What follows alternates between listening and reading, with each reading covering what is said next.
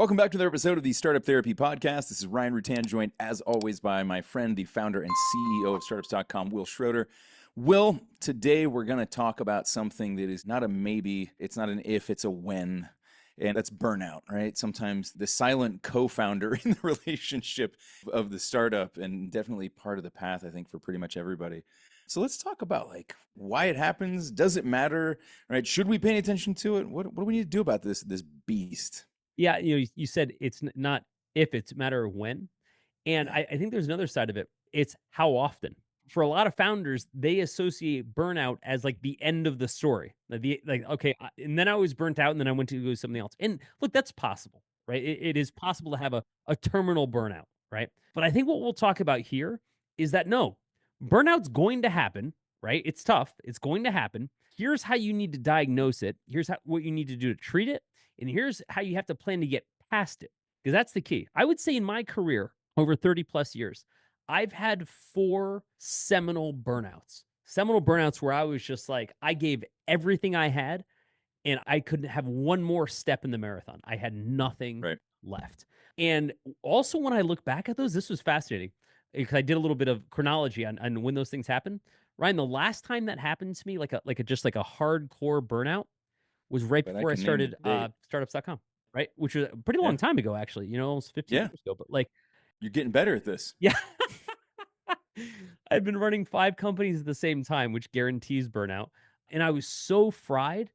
And I was like, I never want to do this again. That doesn't mean starting a company. It meant like, I never want to be this fried again. Yeah. I learned about pacing myself, which I'm still not great at, but I learned about pacing myself. But when I look back to my first burnout, when I was just like basically had nothing left, I was 19 years old. I'd just come off a 6-month bout of mono. I was in bed Oh, for that'll help. three That'll and a help do half it. months. Ryan, at the time, figure I'm 19 years old, I'm in college. At the time, I think I went into mono weighing like 160 pounds. I came out of mono weighing 130 pounds. Wow. Can you That's imagine that? uh that's not exactly a healthy fighting weight for you, bud. Oh my That god! I'm no. a buck 90 now. Just like put Yeah. it in perspective, right? I mean, it literally drained the life out of me. I couldn't eat. I couldn't, whatever. And I'm saying that to say, like, that is the most physical burnout you could have. Like everything in your body is gone. But when I came back from it, when I, recharged and renewed, that's when started my first company. It was amazing that those reset moments had such an incredible rubber band effect for me. And I think, we'll talk about this as we go, but if you look at famous entrepreneurs like Steve Jobs, like Musk, et cetera, Yep. built these empires, same thing. They all had this like rubber band from it. So I think Yep. we'll talk about, what burnout means and how to diagnose it and everything, but we'll also talk about the value of getting past it. Yeah, and I think that's something that does get overlooked, right? Which is one that you can get past it, that it isn't terminal. I'm burnt out, right? And it's a Yeah. permanent state, right? It's not. It doesn't have to be. It could be. It probably isn't a permanent state, but it can lead to permanent consequences for your startup. And I think that's where we have to be very careful. There's something else that's interesting. And you said, as physically drained or as physically burnt out as you can possibly be, meaning like the mono period. But there's something else that was pretty interesting. As I've gone back and thought about some of my periods, my burnout wasn't always physical exhaustion. There were times where I still had plenty of energy. The burnout was something different, and it was just like I had the energy and I was doing the stuff and I was still throwing it work at it, and it was almost as if like just didn't care whether it happened or not. Right? It was like I'm there, I'm going to keep doing this because I have to, but I actually didn't really care. Right? There were Right. periods where that happened for one reason or another. And that was really tough. And so I think that there's another side of burnout where you can still have plenty. I had plenty of physical energy, right? I just did not have emotional energy for what was going on in the startup at that point. And that was tough. And it was interesting. And I'm sure I'll have plenty to say about this, but it was leading up to a period where then that first company was acquired. Yeah. And I'm very thankful that I came out of that before we entered into those negotiations, because had I not, I think that would have gone like way, way differently. If I had still been in like burnout mode and somebody walked up and was like, I got a 5, you want out of this thing? I'd be like, hell yeah. Like, in fact, you can keep that 5. High five. That's all Right, I need. right. I'm out. Well, okay, so stick with that though, because you're talking like this Yeah. hidden cost of burnout. Okay. For a lot of us, like here's the cadence that we're used to. We work really hard at a startup, and over some period of time, 5, 7, 10 years, we become burnt out. Now, of course Yep. you are, because you are a professional athlete in the startup sense of the word, being on the court, and we're gonna beat the hell sports analogies because they're so apropos here. But you're on the court nonstop. Okay, Yeah. even LeBron James has to come off the court at some point, right? Correct. But we don't realize it is us staying on the court is the worst thing for our startup, because LeBron James in the fourth quarter, right, exhausted as hell and everybody running past Yeah. him is an impediment to the success of Yeah, that you're team. playing exhausted. You're playing frustrated. You got 4 fouls, right? Like it's just everything is against you at that point. What ends up happening is we end up getting gassed, cashed out when, Yep. at a time when maybe the startup needs us most. And so where I think you and I tend to see this is with founders that are in they're like series B, C, and D and beyond venture capital Yeah. rounds, where they have been in this mix for like 5, 7, 10 years, which in regular employment years isn't that many years. In startup years, each one of those is like a decade of taking Right. minutes off your life. But the second thing is they're at a point where the most exciting things are happening to their startup, right? Like the startup technically needs them the most, and they're at a point where they're the most gassed. Again, they're LeBron James in the Yep. fourth quarter. They can barely run at a time where they're trying to win a championship. That's a problem. Yep. And I think this is another one that's like there can be a huge disparity between like kind of the state of the startup and the state of the founder, right? They may so they've gone from being inside the rocket ship to being strapped to the front of it, right? It's a much less comfortable ride at that point. And it's like That's it a may great way to still put be it. on Yeah. the trajectory. It's still Yeah. doing all the things it needs to do. The founder is just struggling because it was their emotional energy, their physical energy, their everything. They got it to that point. Now, it may be in some version of it, very few times are startups on cruise control, but like it may be moving pretty well on its own. And now the founder's just gassed and just beat and burnt. And I Yeah. think that can actually make it feel worse. Yeah. I think that's where the founder goes like, well, I feel guilty feeling bad. I feel guilty admitting That's a that I feel great bad way to right put now. it, man. The guilt of What's that? indifference. The guilt of Yes, indifference, exactly. right? Yes. Where Yes. I show up at work and I'm not engaged, I'm not disengaged, I'm Yep. indifferent, right?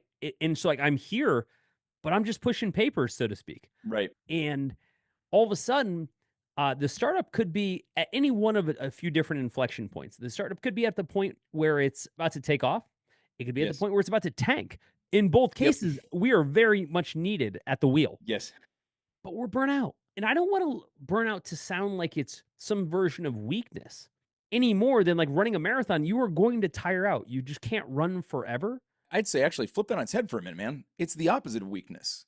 It's overexertion in a lot of cases in different ways, right? You've overexerted yourself. You have proven exactly how strong you were to your own detriment, Right. right? There is a cost to physicality, Yep. to emotionality, to mentality, right? These things all have bills that come due at some point, and burnout is when all of those bills come due at the same damn time, often at the worst time. Yeah, yeah, agreed. And when we think about, hey, I'm burnt out, again, we're often thinking about, let me get out of this. Let me hit the eject button. Yeah, Let yeah. me stop doing startup because startup caused burnout.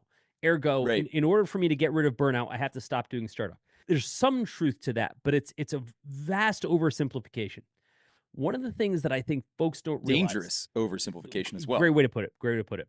One of the things I think that folks miss is, hey, I need to come off the court for a second. Okay. Yeah. But that doesn't mean the startup has to change, right? The startup Correct. has a trajectory, it has a life, and maybe things aren't going well. Okay, so the other side of it, maybe things aren't going well. Maybe that's all the reason more that I need to come off the court, right? Which is hard to do when Yep. your startup's not doing well. But I'm saying all the reason more that I need to take this seriously, because maybe my startup is going to go on to become a great company, but I'm in the wrong position at this very moment to do something about it. And I think that is a very difficult thing for folks to assess, particularly internally. I think that even if a founder is self-aware enough to see that, I think it's extremely difficult to act on because to your point, if your startup's about to take off and everybody can kind of see there, you feel that way, right? It's Yeah. hard to tell when that's going to happen, but you feel that way. Or it's about to tank or it's already starting to tank. Something's coming unhinged. Even if it's the right decision, and even if you're self-aware enough, which that can be a challenge in and of itself because you might be feeling awful, but you may not be associating it with burnout, and you may not be willing to admit that because why? You're too busy looking to how to keep the bolts screwed into this thing, or hey, we're about to take off and this thing's about to go, ballistic. I Yeah. need to make sure it's pointed the right direction before it does that. That's a really hard time to say to anybody else, even if you can say it to yourself, even if you're self-aware enough as a founder Yeah. to go like, I'm in that spot where I need to do something about it. Man, I don't see enough founders just coming up with that idea themselves and going like, I need to do something about this. I hear it almost never, and I'm pointing to myself as much as anyone else. I have had in my life, and you've witnessed this, a very bad habit of only running until failure. Right? Like, just Yeah. like, I have no idea what a preemptive vacation or rest to prevent burnout or prevent getting sick. For a very long time, my entire routine, and I'm not bragging about this, this is the point of how bad it was. I would just run until I got sick over and Yep. over and over again. Every quarter, I would get sick. I would get a sinus infection, especially when I was Yes. traveling a lot, and I'd always be out for like a couple weeks. Yeah. You're running the immune system down, running the energy levels down, Yep. not getting enough physical activity, not getting enough sleep, not getting enough anything. And all of a sudden the body's like, hey, Jacko, I got something for you. I think you nailed it, man. I think you literally had like a quarterly mini burnout episode that was usually related to some physical illness that your body was blessed you with to point. When we look back at it, like, man, how could you not see that? But I'm telling you, at the time, it doesn't feel that unusual. And I'd conditioned myself to operate like that. Then years ago, I remember coming to you guys as a team and saying, hey, this is a little unusual for me, but I'm going to take the month of December off, the whole month. Yeah. And I don't know what I'm gonna do with it. I just know that I'm so fried, and I don't like the fact that I don't like how I'm operating. Like, I don't like, my ability to score points, so to speak. And I did that. When you told us, I just immediately went to like the minute you told me that, I went to GameSpot and I was like, "What's releasing? Like, what is a new Civ coming out? Like, Yeah. what is happening right? Is there a new Fallout? Like, what is Will doing with this month? Like, where is it gonna go? Because you didn't have the house project at that point. You didn't have some of the things that you have there keeping you busy now. I had no idea, but, what happened was I took that time off, which is a luxury. It's a luxury to be able to say to the Sure. team, "Hey, I'm gonna go do something," and have It, nothing break while you're gone. yes and no. I want to push back on the luxury piece of it because I think there was also some necessity to it. Sure, yeah. And we certainly saw some things. So if we go to the other side of that, like when we look at then what came out of that, there was a much better version of you that came back after that month. That's what blew me away, and I started to Yeah, realize, and I say this in case some folks that are listening have this same pattern. Right now, as we're recording this, we're heading into almost, Q4 of 2025. that's not possible. I have learned that by the time I get to Q4, I have typically run myself toward exhaustion, and again, Yep. I this is me publicly saying I'm well aware of what's happening, right? I'm just not great at managing it, and I know that over the next couple of months, my productivity, my output, everything is about to plummet. Not because I want it to be, like you talked about this a moment ago, my energy level hasn't necessarily changed, Yeah. but my output, my mental ability Yeah. to just be in the zone because I've pushed and pushed and pushed. You're literally entering that. I mean, back to the sports analogy. You're in the fourth quarter now and you haven't been out yet. Yeah, quite literally in the fourth Yep. quarter. Yeah. And every single time this happens, I'm like, okay, now I know that I've got this like baked in respite that I do every year, where I take December off. The funny thing, you can attest to this. I usually work more in December than I do the rest of Yeah. the year, just Yeah. not on startups.com stuff. Yeah. I have a feeling this year in particular, given with the stage of the house project and the plans coming up, this will be a December to remember, but it is not going to be a restful one. I might start some kind of an office pool around what you look like in January, like in terms of like where you're like, I'll be skinnier, just, that's for sure. yeah. Will's doing all of his meetings horizontal for January, Oh and my we're god, just gonna man. roll with it. It's cool. It's I'm fun. right now, just to give kind of a moment in time, a bit of a timestamp. Right now, I'm working 14 to 16 hours a day, 7 days a week. For folks listening, I'm in the process of building a house. I'm an obsessive carpenter, so I'm actually building a house. I'm not just like watching someone else build it. I'm out there doing stuff. But I also have my full time responsibilities here, which I love. Frankly, Yeah. I was thinking about this the other day. My responsibilities here are a break. Like, I cannot wait to come back to my job here because my back doesn't Right. hurt, my neck doesn't hurt, Right. like, every part of my Get a body little bit doesn't of a hurt. breather. Yeah. I can attest this, man. I am 6 hours ahead of you in Madrid, and You are living on both my time zone and your time zone Yeah, yeah, at yeah. this point. Like Um, you are working both time zones. and I love it. To be honest, I love it. It's hard, but I absolutely love it, and I'm doing it because I want to do it. However, Yeah. there is a cost to it. There's an actual cost to There it. It's sure like is. I can only run at this pace for so long. On the weekends, because I can just focus on being physical, I'm burning an average of 4,000 calories a day with 20,000 steps a day. And like, You're my 7-year-old. yeah, still, I don't know, on a Wednesday. And that's just nonstop labor all day long. I never take breaks, whatever. And I say this to say, I'm well aware that this level of, mental, physical, emotional effort has a burnout factor. There ain't no way I'm going to be able to maintain this. And I'm no spring chicken. So it's not like I've got unlimited energy, right? So I have to realize, let's look at this. I have to realize that I'm actively injuring myself. I'm actively burning myself out and I'm about to Yep. create an injury. And I don't Yep. think a lot of folks see burnout as the injury that it is. You know what I mean? No, they don't. They don't treat it as something acute and necessary and that is necessitously treated, right? It Right. has to have a treatment, right? There Right. has to be something. But let's talk about burnout as the injury, Yeah. right? I think part of the reason that it's hard to see burnout as an injury, unlike a lot of other injuries, it doesn't like I think you've analogized it to some things like, breaking your ankle or tearing your ACL.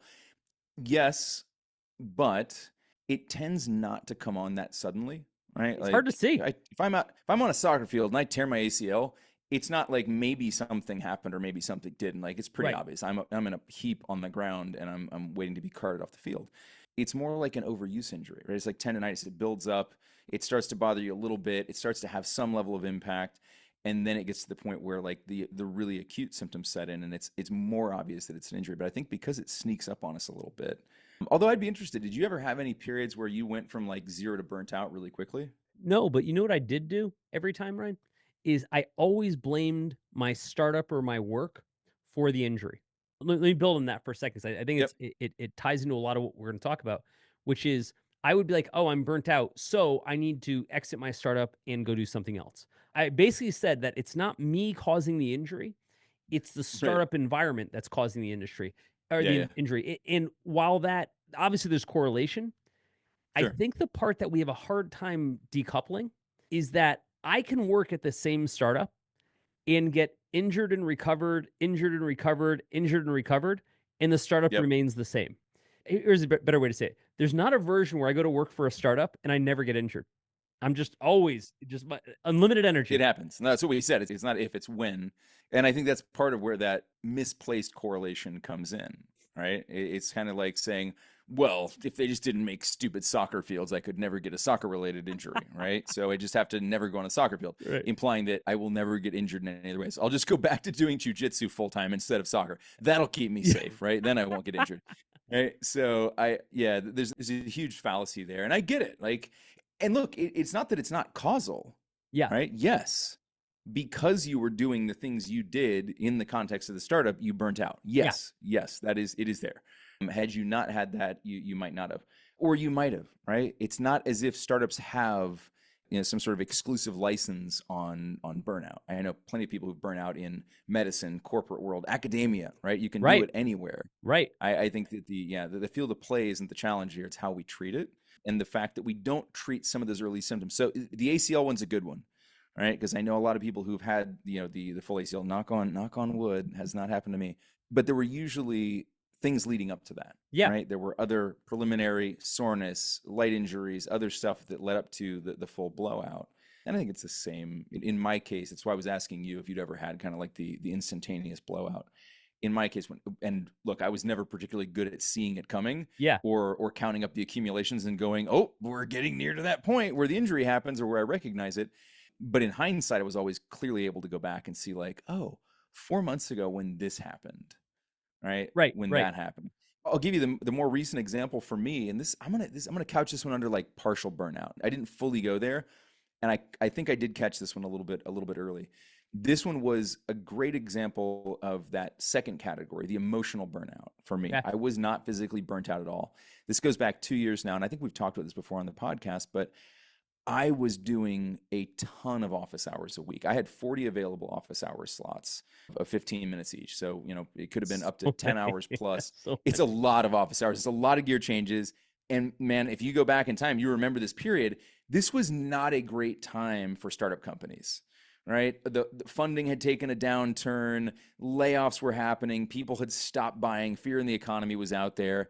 And so I was talking to founders who, by and large, were all burnt out themselves. They were burnt out. They were Yep. scared. Yep. It was just dragging on everybody. And a couple months into it, I was just like, I started feeling really awful. I was sad. I was like, starting to get depressed. It was just weighing me down. I realized I was like, oh God, it's because I'm carrying water for all these other founders, and I have to figure out something to do. And so that's what it was. I realized I had injured myself by just playing. In that case, I wasn't just in the fourth quarter of one game. I was in the fourth quarter of like Everyone's game. 150 Yeah. games at the same time. Yeah, and but it was a slow build. It took me 4 or 5 months to get to the point where it really broke, and then I had to course correct. You know, something that's really funny about everything we talk about here is that none of it is new. Everything you're dealing with right now has been done 1,000 times before you, which means the answer already exists, you may just not know it, but that's okay. That's kind of what we're here to do. We talk about this stuff on the show, but we actually solve these problems all day long at groups.startups.com. So if any of this sounds familiar, stop guessing about what to do. Let us just give you the answers to the test and be done with it. A while back, not that long ago, when you came back to the States and you got your folks set up, right? You were getting your folks set up in a new house, and that was a lot. And then there was some calamitous injuries while that was happening to your wife and to your mom, and like They literally ended up looking like sports injuries for both of them, right? Like right. as if my mother was a linebacker and my wife was a fullback. So I bring this up to say, at that time, as someone that's worked with you for a long time and has a great relationship with you, I thought to myself, there's no version where this isn't going to affect Ryan in some way, right? Yeah. As well it should, right? So I need to make sure that I'm not putting undue pressure on him. In other words, I think partners in a business, I think even just when we talk about our team, et cetera, Yep. we need to be cognizant of where and how injuries happen. If we overlook them, right? If we overlook them, that's a weak leadership move. Yeah, because it's not just founder burnout, right? The entire startup or pieces of the startup, individuals, teams, burnout can spread through the entire organization. Or it doesn't necessarily spread either. It can just happen, pop up here and there. Right? It's a very individual thing. So my whole and I just bring this one up to say, like, it would have been easy for me or someone else in that situation to Yep. just ignore what just happened. Hey, sorry about your luck. Make sure you get whatever done. Right. Make sure those TPS reports are on the desk by Exactly, Monday. exactly. I'm like, to me, and I'm zooming out beyond just ourselves. I think our job with the folks that we work with every day is to help assess when those burnout moments are happening. Yes. Not just full burnout, like at the moment of explosion, but just the kinds of things that drive burnout. And by the Yep. way, they tend to be personal things that happen to people. I was getting ready to go here, and this is interesting because if we back up a couple of podcasts, you and I were talking about how friendly should we be with the team, right? Like, should we be friends with them? Should we be in people's personal business? Yeah. And there's a really interesting double-edged sword to that, which is that there is such a thing as over-involvement, and people may not want us. Right? There's a whole podcast on this, Yeah. guys. Go back and check it out. It was about 7 or 8 podcasts ago. But, and I think that kind of where we landed was there is a line that you don't want to cross with that. But I think that the further you are from that line, the harder this is, because you're absolutely right. The major contributors to burnout, and or I'm just going to say this, even if they're not contributing to it, because work could be the entire reason you're burning out. But I think a lot of the things, like a lot of the manifestations, the early ones, start to show up more in personal life than work life, because we continue to push. We continue to make sure we're doing the job. This is exactly why we burn out. As founders, we're going to continue to do, as team of the founder, right? As people who are working for the startup team, they may want to push through and get things done, right? I'll figure it out. I'll do it. Where that typically then manifests is things start to fall off on the personal side. They're not going to kids' games. They're not doing all the things that they should be doing with their friends. They're not having dinner. They're not whatever it is, right? Whatever the things that were part of their social life or their personal life start to fall off. And so I think as founders, it is tough when we don't have that level of visibility into personal life. Yeah, and so sometimes, let's say a salesperson, because they have a very binary output, their sales drop. Well, sometimes just they're doing everything they can and their sales drop. But other times there's almost always a story behind the story, right? There's always Yeah. some other reason. And to your point, we can only take it so far. You and I have a great relationship, so you can share things like that with me. And Yep. my point to it was I can just proactively say, okay, now's not a good time to press super hard. There's plenty of Right. times that will be. Now it's just not one of them.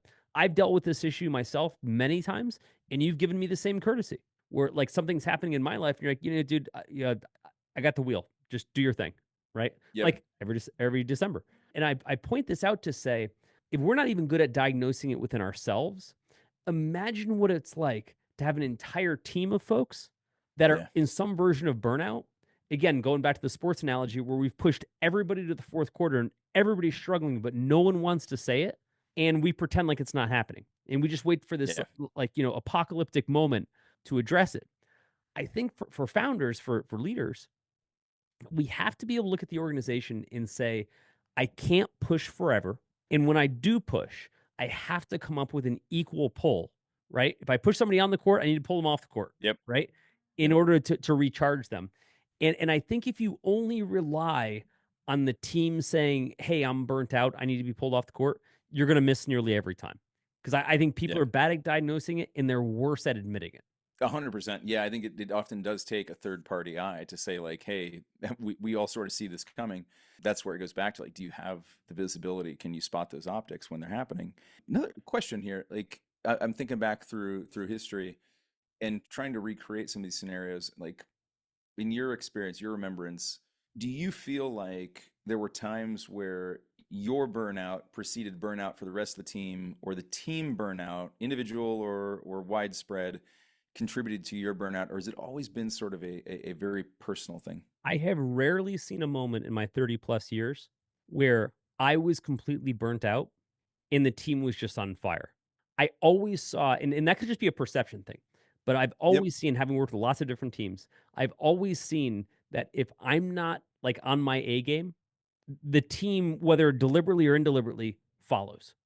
Right. Yep. So if I'm pushing and pushing really hard, like anybody, like a coach or anything like that, the team has like an impetus to do it. But if I'm not pushing, I've never seen the team just like go bonkers while I'm screwing off, right? I just usually I see an effect to it, and that's what has always made it hard for me to slow down because I realize it's not just me that it affects everybody around me, which is dangerous. It is. And I think, but that it actually, when you look at it that way, it makes a really strong case for actually doing something about it. So let's talk about treating the Yeah, injury, yeah, because it to that end, right? Like, so if you do know that this has not only there's a clear and a negative impact to you as the individual suffering with the burnout, but you know that this has an impact on the rest of the team. It's one of these, like, and there's so many of these decisions as founders. There's so many of these little moments in time that are so leveraged, right? Like deciding to take some time as a founder to heal and recover from this injury that is burnout. It isn't just about you regaining that energy. It's about restoring yeah, momentum man. and balance to the entire team.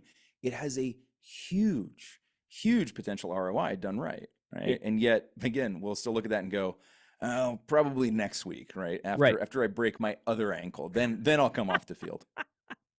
I think in treatment is different for everyone. I think this is super important. Typically, we associate not being burnt out with not working.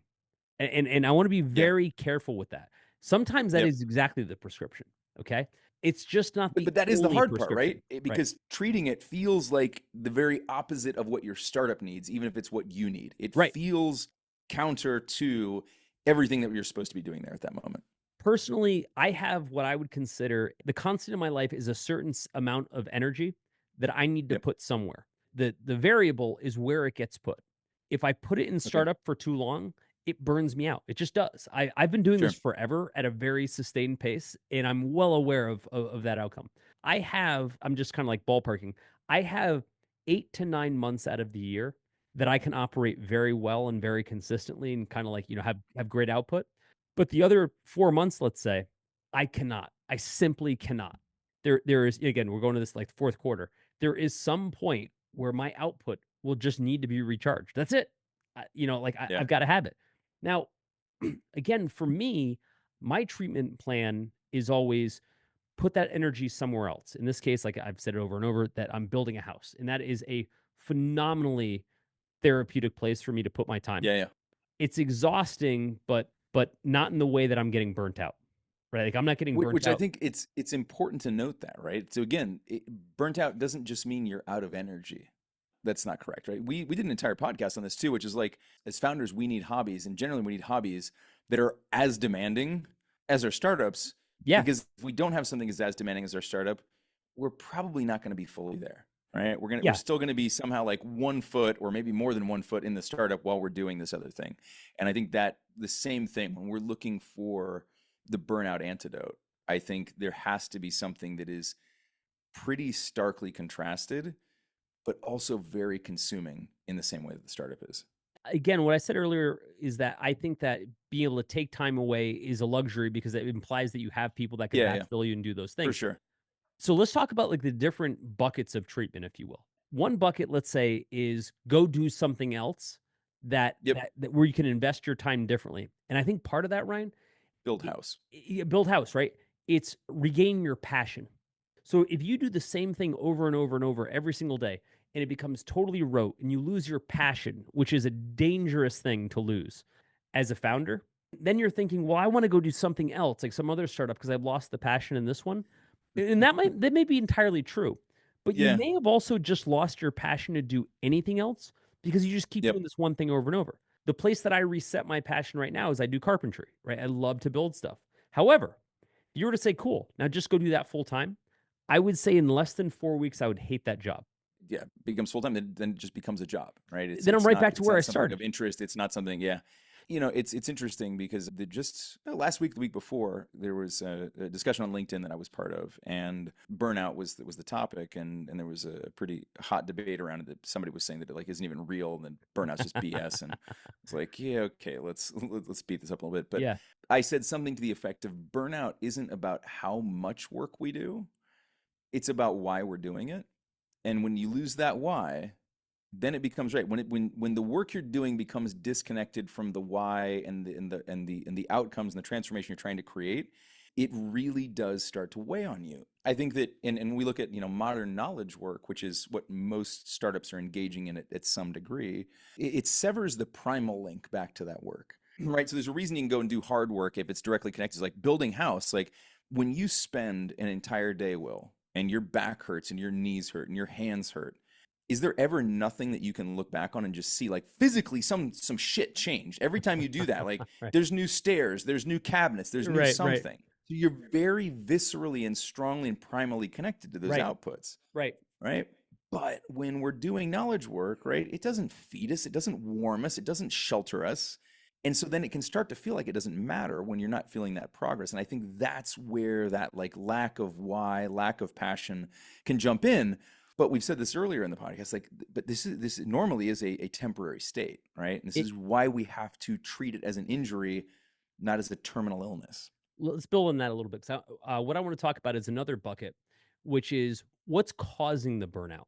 Like Sure. in other words, within your role, within what you do every day, if Yeah. you could pinpoint it, sometimes you can't, but if you could pinpoint it, is there something you're doing it? For example, you mentioned, hey, I'm doing 40 office hours a week, right? That is burning me out. Okay. Yep. How about we not do that or have someone else pick up and do that? That was the Like, treatment plan. yeah, right. And it doesn't like we don't necessarily have to have you stop working or sell the company or any of these things. Right. Like Ryan can't handle office hours anymore. We're gonna fire sale this thing. exactly. Sorry, guys. Sell the company, right? Find out what it is that is burning you out and address that. Now, Yep. sometimes you can't. Sometimes it's like I hate my investors. I absolutely can't stand my investors. They're driving me insane, etc. And the only way to sever that relationship is for me to not be there. Sometimes that's entirely true. Sometimes that is entirely true. Yep. Sometimes couples therapy doesn't work. That's why Correct. divorce exists, right? Exactly. So sometimes that is entirely true. However, there are a lot of different ways to address where that burnout's coming from. Sometimes people will do a mini sabbatical. Sometimes people will Yeah. do a role change. Sometimes people will start to spread the work, right? Like, hey, for example, for me, where I see burnout most acutely is from creative work. Every week, Yes. I sit down and I brainstorm whatever topic we're going to cover. I write an article about it that we send out to a few 100,000 people. The complexity, I should say, that the challenge of doing that in January versus June versus December is dramatically different. Interesting how that goes, isn't it? Yeah. As that particular battery gets worn down throughout the year, there's that period where it just needs that reset. Which, by the way, to all of you lovely podcast listeners, is why we don't do podcasts in December. Yeah, we need the That's it. reset. So, but that said, that is acutely where I feel it the most. I don't feel it doing CFO stuff like our financials. I don't feel Sure. it doing like our workshops and stuff like that. Yep. There's a lot of things that like actually I don't hit what I call blinking cursor syndrome. Blinking cursor syndrome Right. is a term I think I made up that simply means I want to type something, but all I can do is look at a blinking cursor and that's the like nothing will come out, Yep. right? When I get to that point, I know there is no solve that's called, well, let me just work more hours, right? Right. Because the problem is at its core, I've injured That's something. literally pouring gasoline on the fire at that Yeah, point. exactly. And so what I'm going to say is this next bucket is about finding acutely what is driving the burnout the most Yep. and looking to reset what that is. Sometimes that just means take a break from doing that. But I think the biggest thing is doing nothing at all is a plan. It's a bad plan, but it's a plan. Yeah. Yeah. Just continue. Like, hey, we've been running this same plan for a while and it's clearly created some burnout and I don't feel well. I should probably keep doing the same thing. Let's keep running this playbook. It's when I hear about Elon Musk saying, I want everybody doing 100-hour a week work weeks. Bro, you can do that like a week, 2 weeks, 3, 4 weeks tops. Okay. At that point, I would argue doing it at all is a waste of time. But I would argue that like once you know you're going to run people as hard as they possibly can until you break, what did you Yep. really achieve? Like What are you doing? Right? Yeah. that's Is this a social experiment or work? Like, like what are do you you actually not want trying them to to work accomplish with you here? anymore? Like Right. you Well, want to yeah. run out their output? Also, like, do you want, go back to the sports analogy for a minute. If you've played LeBron, let's just say you had a triple header that day. Yeah. It's not a thing, but let's just pretend that you did. And now we're in the fourth quarter, the third game. The guy doesn't come out. Would you even want him in the game? At that point, he's no longer the same version. He's not the best player on the court at that point. There's a bunch of fresh legs. Why would you even want what output is coming at that point? You have beyond squeezed the juice out. This is just, Yeah. you're just now putting effort in and getting subpar output at that point at best, if anything. So that's what I'm saying. When you look at your whole team and you're like, Yep. I don't really know if my team's burnt out. I should probably dig in and impose a little empathy and find out, where people stand, recognizing that they're going to be guarded, that they're going to be guarded Yeah. about that answer because Yeah. there's a lot of consequence in their mind. And we've talked Be about a this sign of weakness, right? right. And we've Yep. talked about this in previous episodes where showing your own vulnerability is a great way to like, level set to Yes. say, hey, it's okay. Like I'm feeling the same way. But I think our overall purpose for ourselves and for the team should be getting people back in the game. Get everybody like in order to get them back in the game, you got to Get take them out of the healthy game. and get back in the game. Yeah, it's exactly it. To get back in the game, you have to leave the court first. Yep. You do, and again, like I said, the treatment plan is different for everybody. Some people just need time off, right? Some people like just want to like put their toes in the sand and just relax. And I get it. I'm not one of those people, but I certainly understand it, and apparently the rest of the world does too. But I look at it and I'm like, okay, when I hit burnout, and I think this is critical. When I hit burnout, it is a moment in time. It's not the end of my startup. Oh, I'm burnt out, so my startup can't go on. No, I'm burnt out, and my startup has its own lifespan, right? If I'm burnt out or my team is, I need to address that separate from, like I said, let's fire sale the whole thing because I'm burnt out, which is ridiculous. Yeah, exactly. So I think for a lot of us, we should think of ourselves more as like a professional sports franchise. I think that the athlete analogy absolutely makes sense here. And I think we need to think of ourselves as coaches. Number one, we got to make sure the coach is okay. So the coach can continue to lead the team. But we have to make sure that everybody here is going to face exhaustion. They're going to face that moment where they have nothing left to give. It's our job to diagnose that. It's our job to pull them off, to get them reset, to get them back out there.